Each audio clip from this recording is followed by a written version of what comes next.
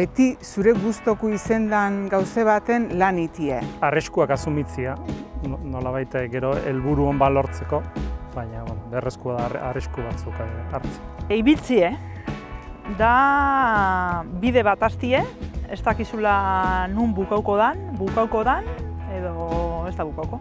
Bakoitza eusken gauze honak, nik uste dut gexo ertetze bela, zeurera organizatzea, orduan gauze hobio egiten duzu, errezo egiten duzu. Beti erronka zailena izango da, etortzeko da ona. Hasieran bildurre bertigo handi bat emate izu, baina gero dana positiboa jutea. Akatzetatik ikasiten da, lehengoen ez baldin bada, bigarrengoen emaitza lortzen da, ez hori da. Baloria edo jarrera kontua da igual ez.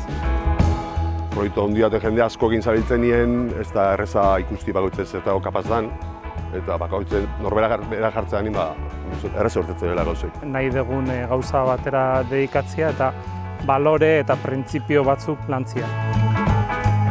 Eskualdien kintzailetza bultzatzi oso garrantzitsu ikuste, danan artin interpisketitik bat bestiei lagundu ez. Eskualdean eta leku guztietan. Nik uste dut guri apoiatzea primordial izan behar du leku guztietan. Ingurugiro aldetik daukagun krisia, gehi ekonomikoki ere, modu bakarra da tokiko ekonomia sustatzea, toki guztietan. Zailena lehenengo pausu hori.